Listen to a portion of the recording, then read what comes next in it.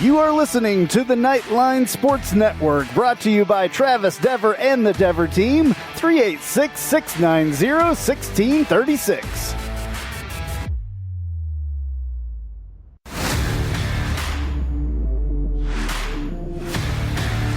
Welcome to Knightline at Night on WDBO 107.3 FM and AM 580. Night Nation's only call-in show goes live now. All right, hello Night Nation. This is Andrew Phegley. We're coming to you from the live from the Dever Team studios, brought to you by Chad Bar Law, raising the bar on what to expect from your personal injury attorney. Give Chad a call, 407-599-9036 for a free consultation, or visit chadbarlaw.com. You can also call Travis Dever for all your New Smyrna Beach real estate needs, 386-690-1636. All right, we got a big show tonight. We got a big guest that I've been waiting to talk to for quite a while. I've talked to him before, but we want to talk to him again. Joining me tonight, though, is Big Ben Stout, Big Social 32 on Twitter, and Roger Phipps, Night Bengal, and he is from the Santa Rosa Beach studios. You can find all the rest of our stuff on NightlineSports.com. I want to welcome in our guest for the evening.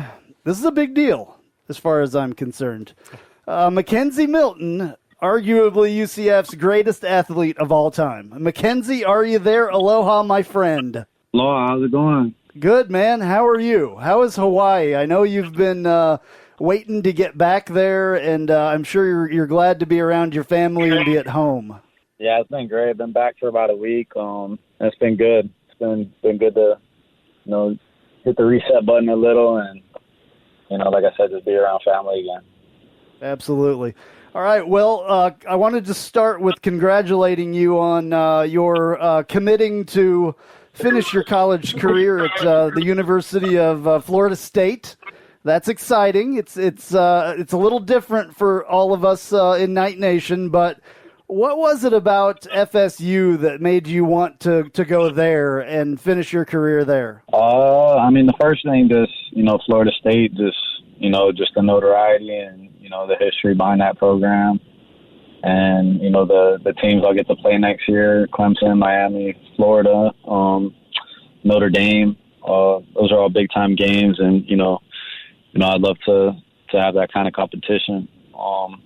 And then, obviously, Coach Norvell, got a lot of respect for him, what he did at Memphis. And, I just think he's a great coach. And I think it's a great opportunity for me to, share my talents with, Florida State. And, I think we'll have a successful year. Right on. And you get to stay in the state of Florida. I'm sure you're probably happy about that. Part of it as well. All right. Talk about your relationship with Dylan Gabriel a little bit. I know that he means a lot to you, and it probably means a lot to you that he's going to carry the torch for UCF in the future. I know that you talked about that in that video that UCF released when you entered the transfer portal. Just talk a little bit about that for us. Dylan's done a great job the past 2 years leading UCF, and, he's going to continue to progress as a player and a leader. And, I'm excited for what they'll do in the bowl game what he'll do in the bowl game against BYU. And, into his junior year, I think the sky's the limit for him. And, he's going to keep progressing as a player. Hey, McKenzie, this is Ben Stout. I used to play basketball for UCF back in the day, and I just want to thank you for your career at UCF. You've just been a phenomenal representative of the university and yourself and your family. So just wanted to thank you on that front. And absolutely, and just looking into your career at UCF, a lot of people are going to talk about the 2017 season first, but what comes to mind for me immediately is just your progression and how you took your game to the next level in that 2018 season. And can you talk about some of the aspects of your game that Heupel and his staff help you build upon, and just overall your relationship with Coach Hype over the last couple of years, being with him? Coach Hype, when I first met him, he he told me he could help me take my game to the next level. So, I was all ears. Just, his playing and coaching background, he's been through it. So, he helped me just in the film room with my footwork and, just a lot of things, just slowing the game down. So, a lot of credit goes to him and Jeff Levy, my OC at the time, who's at Ole Miss now. Just learning a whole new offense and just seeing the game from a different lens from Coach Ross to them. So, it was a great experience. And, Coach Hype was a great coach for me. And, I'm excited to have another great coach in Coach Norvell now at FSU. All right, Roger, what do you got for KZ?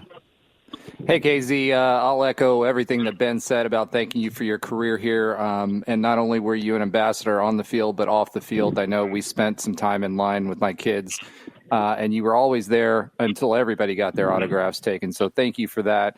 One of the things that was that marked your career was adversity. So I'd love it if you would talk a little bit to, what you felt like the most difficult moment was for you at UCF, other than obviously the injury, and maybe even how that's kind of buoyed you through your recovery and now in your future, hopefully in the NFL. I think, my freshman year, just going through the growing pains of that. I had a foot injury early. That was really supposed to sideline me for the season, but the training staff, they were able to help me work through it with a few things. And, shout out to them for that. But, it was an up and down year for sure. And then, getting booed during the Cure Bowl, that was a humbling moment too. So, that was just like a real, look in the mirror, gut check moment for me. Just reevaluating, my approach to my work and, if I'm really putting my best foot forward. So, I feel like I had to go through that to, take that next step in 2017 and then 2018. And, I'll never forget that. So that's something I always carry with me, just, that humbling experience going through my freshman year. It was hard, but, I became a better player and person for it. Yeah, you mentioned getting booed in the Cure Bowl. That was probably the last time that ever happened, I would imagine. I don't think you ever got booed ever again at UCF after that. I would say, though, this question here, I want to ask you, what would you? There are a handful of fans out there that are kind of upset about this and may not completely understand the situation of you moving on from UCF. There are some people. I hate to even acknowledge them, but what would you say to those people? And how could you make them understand, the mindset behind all this and just knowing that you had to do this to move on and further your career? I mean, truthfully, they don't really need to understand if they don't.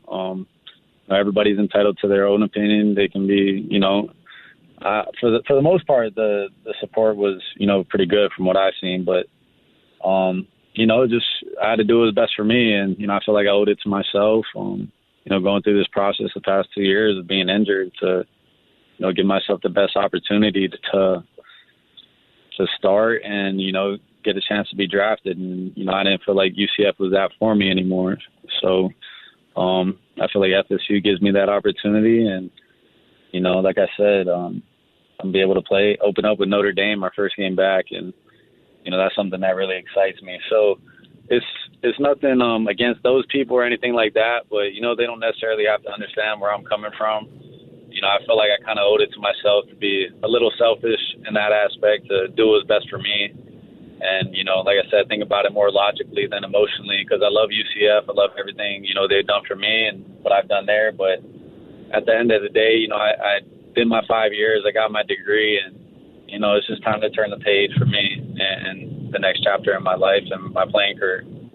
Awesome. I love that answer. That was a beautiful Absolutely answer. Love it. I 100% agree with you, Casey. Yes.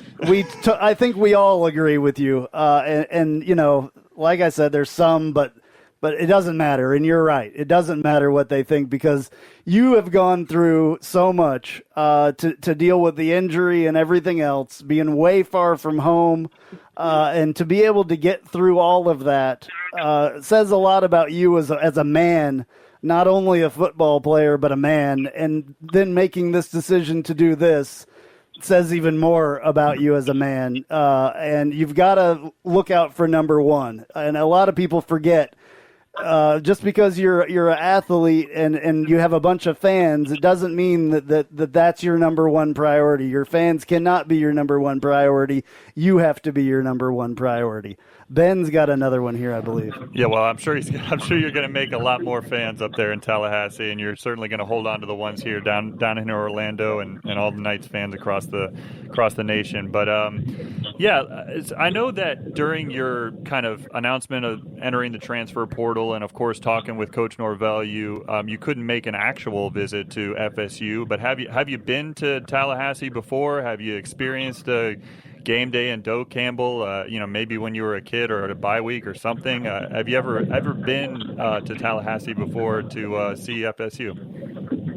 I have not. I've only drove through there going up to Panama City for a little family vacation, but I've never spent true time in Tally. So I'm excited to get to know the area a little bit. I know it's kind of known for being like a party scene and whatnot in college, but I'm not too worried about that. I'm focused on football and just getting my best foot forward in that. Yeah, Mike Norvell and you are probably very familiar with each other, especially after those American Championship games and yeah. The few times that you played. If you can give us a little tidbit into that conversation between the two of you, what was that like? I'm sure that he was horribly excited that you would even consider FSU. Yeah, it's just a lot of respect on both sides, from him coaching against me and me playing against him. He always had his teams extremely well prepared, specifically offensively, just seeing what their running backs and the success their quarterbacks had.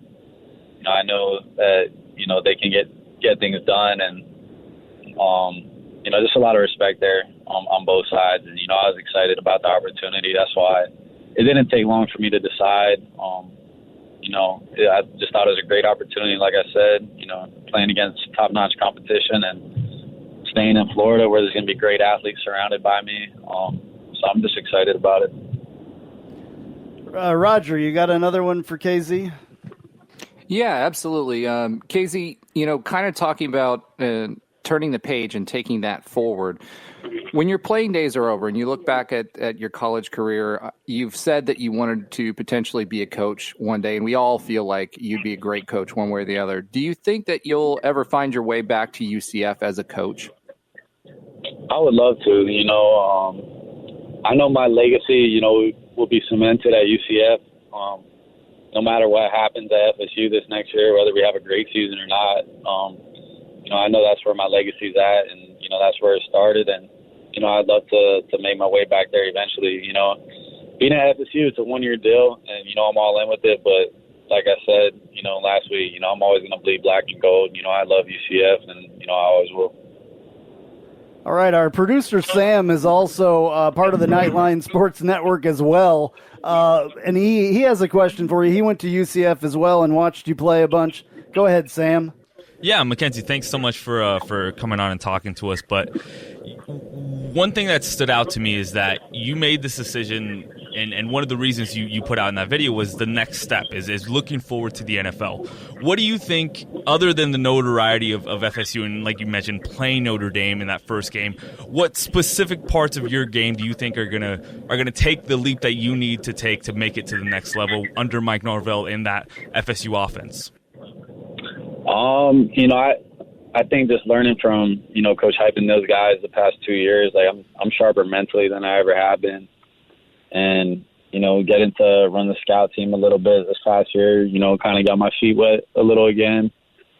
Just anticipating throws, throwing through tight windows against, some guys that are going to play in the NFL next year with like Richie Grant, Aaron Robinson, guys like that. So going to be against those guys, kind of just maybe just know I can still do it. And then, I would have learned from Coach Ross, Coach Hype, and Coach Norvell, 3 of, the best offensive minds in college football. And, I feel like that kind of speaks for itself. And, if we're able to be successful and, have a winning season and, hopefully go on a championship run, I mean, you can't argue, what I was able to do in college if that's the case, So I know there'd be certain teams probably that are a little weary just because of the knee and this and that, but all I need is a chance, and that's all I ever asked for, even coming out of high school. So McKenzie, we haven't heard much lately. Where are you at with the recovery? Are you cleared to go full speed and full contact? I'm gonna go up to Mayo Clinic again in January, and I'll be cleared full contact come January. I could have been cleared this past year if need be, but Dylan was playing great, so there just really wasn't a need for that. So I'll continue to progress, continue to get better. But I'm there. I can go play a game right now. So I'm excited about it. I'll be able to compete for the job in spring ball, and then personally, I'm not where I want to be. I know that, but I'm close, and I know come whenever the date is against Notre Dame, I'll be ready to rock. Awesome. Yeah, well, I have followed this thing pretty closely. I've asked your dad a lot of questions over the time of your recovery and tried to stay up as much as I could and was very concerned for a long time. And I'm so happy to see that you're doing well, man, and it's all going to be good. I got one last one for you, really. What are you going to miss the most about UCF? Because I know you're going to miss UCF. I know that this is not an easy thing for you to do. Yeah. Honestly, I'm going to miss the boys mostly. Just in the locker room, all those friendships that I built. I'm an old head now at UCF, and, I've been through it all, like just, learning from Shaquem Griffin, Jemias Pittman, Traquan Smith. Those guys kind of taking me under their wing, and then, in a blink of an eye, I became that guy to some guys. So that's what I'll miss the most, just, the locker room and all that. The wins were great, but, you kind of forget about those. And, I scroll through my phone, I see funny videos of, guys like Neville Clark and stuff like that. So that's what I miss the most, just, the day in and day out grind with the guys, because, it's not easy, getting up at 6 a.m. every day and, going through that struggle with the guys, but they make it a lot easier. So I'm going to miss all the boys, but at the same time, I'm excited to make, a lot more friends at FSU and, some more brothers at FSU. So it's going to be a interesting journey for sure, but, I'm excited about it. Well, I can tell you there's going to be about 99.9% of UCF fans tuning in to watch the FSU games this year, and you have a lot of fans that you're taking with you. We greatly appreciate what you did at UCF and what kind of a man you've been the entire time. That is extremely, extremely important. And we wish you nothing but the absolute best, and charge on, man. We can still say that. So once a night, always a night. And we will never, ever forget at UCF what you did, and we hope to see you back one of these days as a coach, hopefully the head coach of UCF one of these days, and that would be absolutely freaking awesome. So thank you so much for joining us. I know you're busy. Tell your mom and dad hi, and we really appreciate it, man. All right, thank you, guys. Have a good one. All right, take it easy. All right, so that was McKenzie Milton. Very, very cool to talk to McKenzie. This has been a weird week for me. Yeah. It's just been weird. I was totally prepared. If you didn't listen to the podcast, we talked about this on Sunday. We pretty much talked about it the entire show, Roger and I. It was a weird week. I knew what was going on. I had some inside knowledge, and I knew it was going to happen. It was a definite for sure thing. It's going to happen. And when it did, I was trying to prepare myself. Right. And when it did, it hit me a little harder than I thought it was going to. You know what I'm saying? Yeah. So it made it real for all of us really quickly. It was just, But it was one of those things that we were just waiting for it, and when it actually happened, it happened. I was talking to Kyle Israel one day. I think it was right after McKenzie went into the transfer portal, and I said to him, I hope it just happens quick. Thank goodness it did. It was only like a couple of weeks. Yeah, or less than that. Yeah. Yeah. Less than that. So I'm probably going to own a FSU jersey, a number 10. If that's what number he wears. I hope that's what number he wears. Not sure. Who knows? But whatever number he wears, I'm probably going to buy a jersey. I mean, I'm not ashamed of saying that. No. I don't think there's any reason anybody should. No. It's, I mean, I've said it before. could have been a lot worse. Number one, he could have gone to Miami. Well, I or to Florida. Personally, I'm on cloud nine because I've told you before. I've had a lot of my family went to UCF, but a lot of my family went to FSU as well. My grandfather, uncles, cousins. So like, I grew up a FSU fan as well as a UCF fan, and so for him to go to my second team. Is just quite the pleasant surprise for me, and I just wish him all the best. I hope to God they can figure out some things on the offensive line at FSU, but they've got athletes all over the field. He's got a lot of guys to work with, and some young QBs that he can kind of mentor as well in that program, and so. I just echo what you said. I couldn't be more proud that he is a Knight for life, and I couldn't be more proud of the next step that he's taken in his career, and we're nothing but rooting for him for sure. Well, I hope everybody enjoyed that. Yeah. Because he took his time out to do that, and I'm very happy that he did. I wish we could have got into more. I wish we could have maybe done phone calls or something, but he had stuff to do. I think it's his brother's birthday or something, and they were going to go out for dinner or whatever, and it's about dinner time there. So yeah, we absolutely appreciate the time. Yeah, he snuck us in there. All right, so they let us go a little bit long, so we need to take a break here real quick. We will do this bottom of the hour break, and then we will be right back on Knightline Tonight. We got all kinds of stuff to talk about.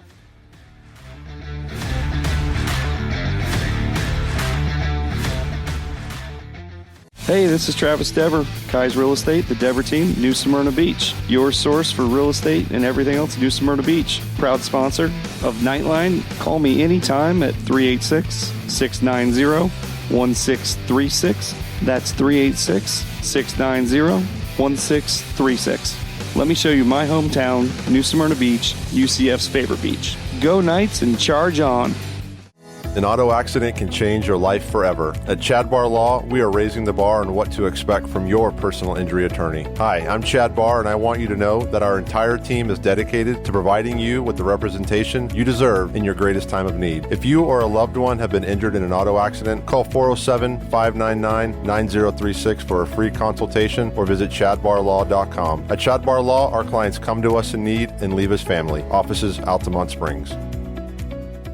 Looking for more out of your Porsche? Look no further than Flat6Motorsports.com. They have the widest selection of aftermarket Porsche parts anywhere in the world. With over 85 product lines and in-depth expertise, Flat6Motorsports.com is your one-stop shop for any Porsche performance needs. Whether you're shopping for intakes, exhausts, suspension, or tuning, they have you covered. Flat6Motorsports.com is the premier Porsche aftermarket specialist. Check them out at Flat6Motorsports.com.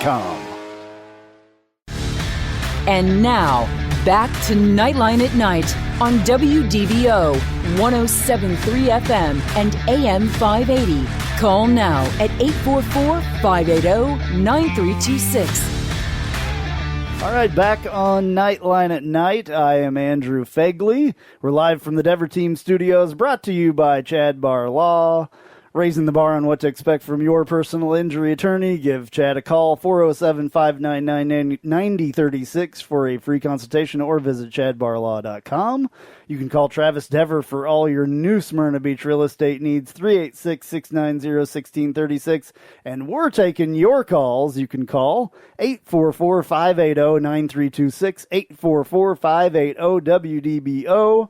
Or you can use the open mic feature on the WDBO app to send us a message. I am Andrew Phegley, like I said before, AP_Knightline on Twitter. Got Big Ben Stout here with me at Big Social 32 and Roger Phipps at Night Bengal from the Santa Rosa Beach studios. We just had McKenzie Milton on. It was a great time. Love to talk to him. But we've got other stuff to talk about. There's all kinds of stuff. National Signing Day, #1, is tomorrow. And that's a really, really big deal.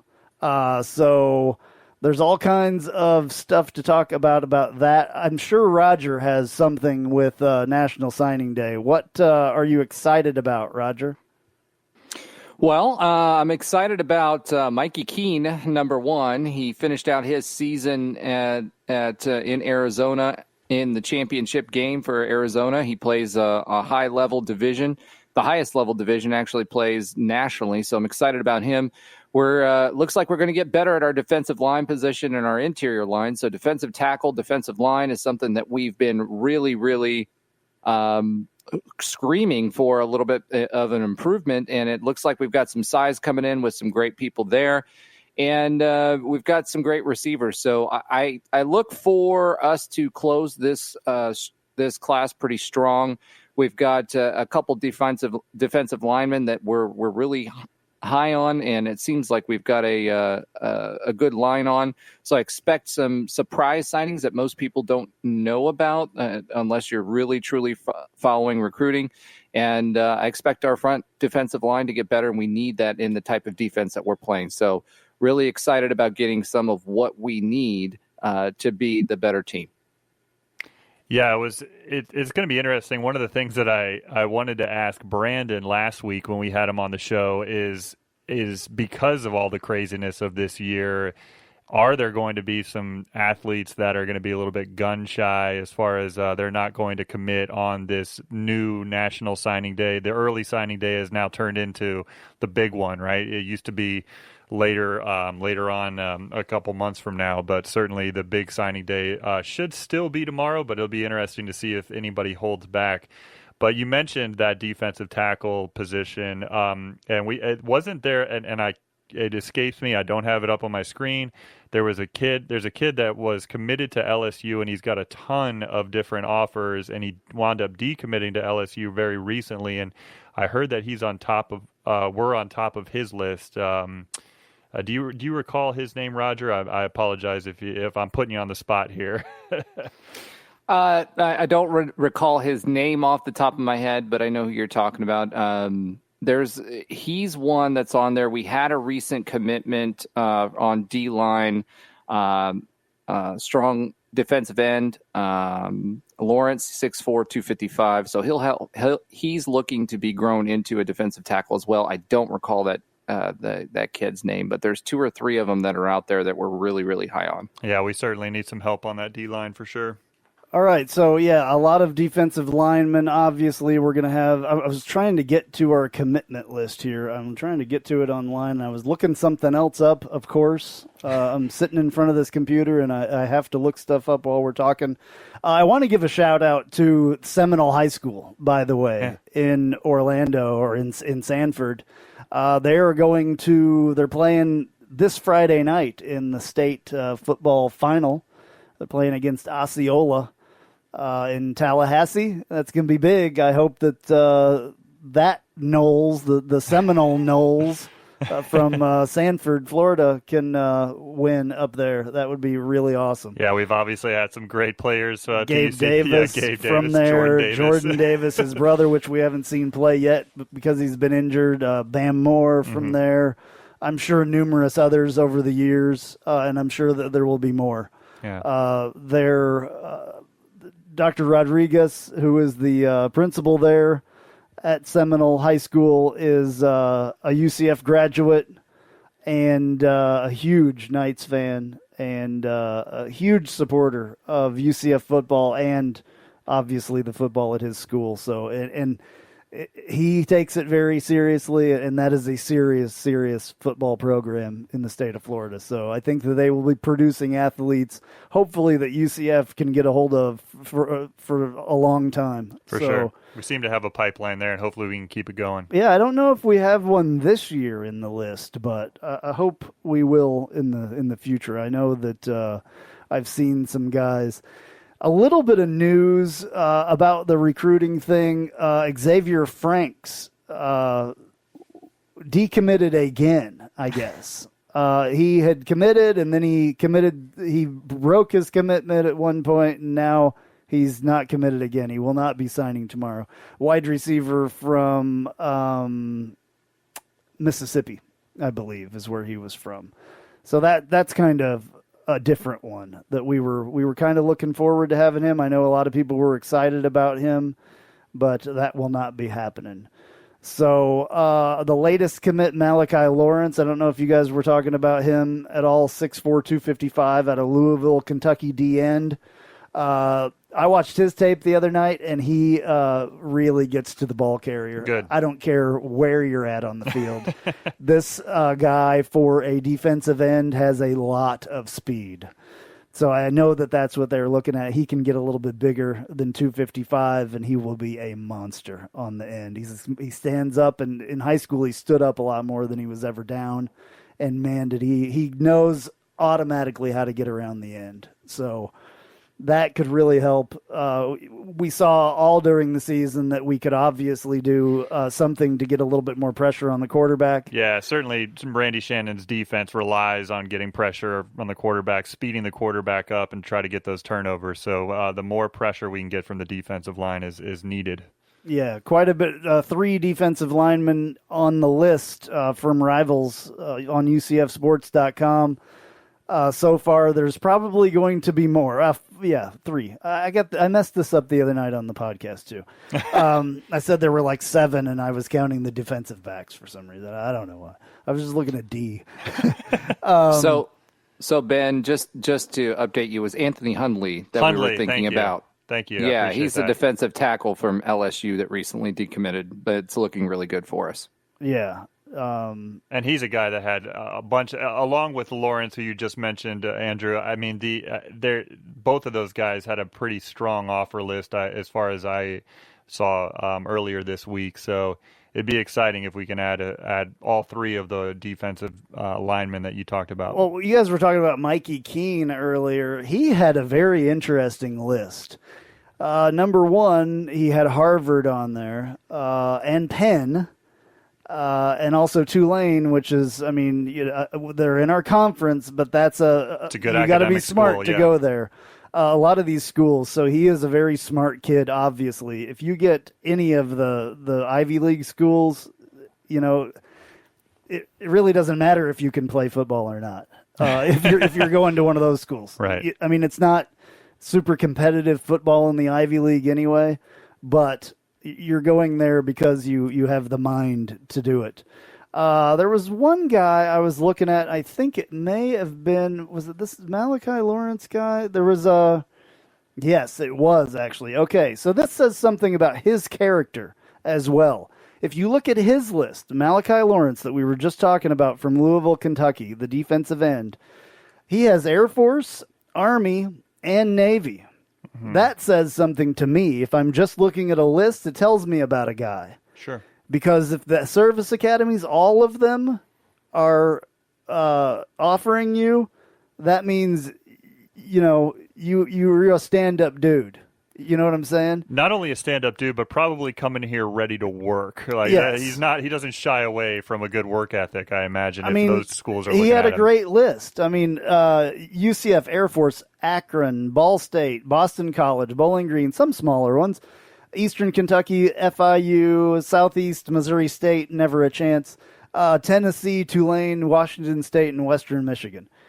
But with all of the service academies, like I said, that tells me a lot about that kid right there. Sure. So, couple of other commitments I'm excited about too, though, is the tight ends. We've got 2 of those. We've been screaming for tight ends. We got 2 tight ends. I want to see UCF use them. Right. I mean, really, we've talked about this for I don't know how long. I've talked about it since Heupel got here. Yeah. I've said, where, he ran this really cool tight end thing at Missouri, and he hasn't done it yet. And we were excited And now about we some have- new recruits last year. Yeah, we we have just all these tight ends, and we've, seen maybe 2 of them all season long. Yeah, I mean, catch a ball. Yeah, Maybe. I think Woj caught 1 ball, 2 balls, maybe. Sorry, the whole Roger. Year. I just had to get that in there. It's really starting all good, to, man. It's starting to upset me a bit. Go ahead, though. Well, I mean, from the tight end position, we did see a couple of TDs, including the last game of the year, where we had a few where we had that pop pass over the middle. So we're starting to use them more, but to your point, not enough. We were using them more as blocking tight ends, although on last year's class, Gabe Davis's brother, Jordan Davis, is also a tight end. He was obviously injured, so he would not have been able to participate with an ACL injury. Charlie Browder and Borboom both become highly rated, so hopefully we'll get to use them a little bit more. And then the other one was our linebacker, Cole Joyce. I don't know if you've gotten to watch any of the tape on him, but he's extremely exciting. He's fast. He's a hard hitter. He's all over the field. And He's extremely fast for a linebacker. Yeah, that dude's got some wheels. Yes. Absolutely. So hopefully that'll help us with the, when he's dropping into coverage as well, because that's one of the areas that we look like we might have some challenges with. So I'm really excited about him. Yeah, I'm also excited about this Jalon Griffin kid from Kilgore, Texas, wide receiver, 6'3", 183. I'm looking forward to seeing we've been recruiting taller and bigger wide receivers over the last couple of years as well. And I thought I heard something about maybe one of those guys that we recruited recently possibly entering the transfer portal. So I'm not going to say any names about that, but this guy had a very extensive list of schools as well. Boston College in there, Florida State, Iowa State, Kansas, of course, great school for football. Southern Methodist, let's see, Tulsa, Nebraska, but he picked, UCF. I didn't mention half of the schools. Fresno State, Iowa State. I don't know if I mentioned that. It's always good to see Nebraska on a list of UCF commit. Yeah. I always like to see Florida and Florida State on those commits too, just because in Arkansas, SEC schools, Big 12 schools, there's, all kinds of stuff in there. So that's always exciting to see. All right, we need to take our next little break, and we will be right back on Knightline at Night, and we're going to continue this conversation. We've still got to talk about the bowl game. Yep. All right. Week away. We'll be back.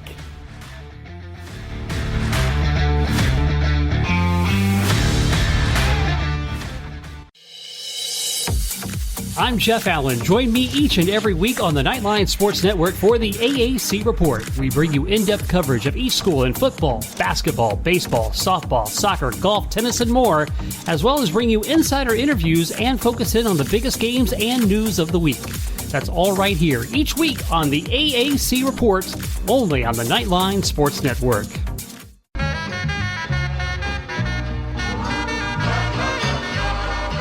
Welcome. This is a promo for the Take a Left at Albuquerque podcast, new to the Knightline Sports Network. You should listen to it. I say things like this. We need to stop blaming Jerry because we would do the exact same thing if we owned the Dallas freaking Cowboys. Do you know how much fun it is to own the Dallas Cowboys? My guests will say things sometimes like this. It's the Lord of the Flies thing that happens when they don't understand that things are wrong, spoiler alert, until Piggy dies. Lord of the Flies has been out for like 100 years. I don't even know. Yeah. Sorry to everyone at home who I spoiled the book for. A book's been out for like 90 years or something. And sometimes, rarely though, I'll say really stupid things like this. If they don't make it out of the West and the Raptors get to the finals, I will go on either this show or whoever's show and say that Kawhi Leonard is overrated because I have too much evidence of it. New episodes drop every Friday with me and some of my good friends right here on the Knightline Sports Network. And now, back to Knightline at Night on WDBO 107.3 FM and AM 580. Call now at 844-580-9326. All right, back on Knightline at Night. I'm Andrew Phegley, live from the Dever Team Studios, brought to you by Chad Bar Law. Got Big Ben Stout here. Got Roger Bengal on the line from the Santa Rosa Beach studios. Got Sam in the studio. We need to talk really quickly about this bowl game. We kind of neglected the bowl game. It's next Tuesday night. Actually, during this show is when it will be. And we will probably not be live next week. In fact, I know we will not be. So you'll be hearing something else. Yes. We will all be watching the game. So you can enjoy something else that we did. I don't know. I'm going to work something out, and we're going to play something. But anyway, UCF Knights against the BYU Cougars. The BYU Cougars are 10-1. They only lost to Coastal Carolina on a really weird little thing at the end. They were on the 1-yard line and couldn't get it in, I guess. Yeah, that was a heck of a game. It was a heck of a game. They're ranked, says on ESPN.com right now, 17, but I think the playoff may have moved them up. I believe they're 14. Anyway, we didn't know the other day who we had, and we were like, what's going on? Where is our opponent? And now we have a ranked opponent in the Boca Bowl, which is a little crazy, personally. It's awesome. There was all this talk about Virginia, Pitt, and Virginia Tech even at one point. But Liberty. All these ACC schools, they all backed out, and we wound up with a ranked BYU team. I'll take that all day long. It's a really great opportunity for our guys. It's great. And my favorite thing on ESPN.com, the matchup predictor, gives us a 57.1% chance of winning this game. 57.1 for UCF, 42.9 for BYU. Now, I will say BYU has a very, very stout offense, just like we do. So this game, and they have a little bit better defense, I believe, than we do. So rated top 10 in both. Yeah. So this could be easily a shootout, and it could be ugly. We've got to have our ducks in a row on this one. I mean, if we don't, you could easily get embarrassed by a BYU team. No question. Even though they stumbled, even though we actually played, I think, better competition than they did. They had a very weak schedule this year. But this is a big game, and UCF needs to take this very seriously. We're probably the best team that they've played this year. I know that's a biased statement on my part. Certainly the best offense that they've played all year. So I'm expecting it to be a shootout game. But you're absolutely right. I mean, Zach Wilson is a heck of a quarterback, and he's one that we're going to have to really figure out a way to contain and get pressure on him and speed them up, and we really are going to have to watch out for the athletes that they have in the field, especially with Zach Wilson running the show. Roger, very quickly, got about a minute. For me, I mean, the big thing to watch is how they react to our up-tempo offense. If Heupel really puts the gear and drive and the gas on the pedal on the gas. I don't know what I'm saying there, but pedal to the metal. So they don't do well with fast-paced teams and spread teams like we've got. So as long as we can take advantage of that, I think we got a good shot. But again, their defense is going to be the asterisk there. So we'll see how we do. All righty.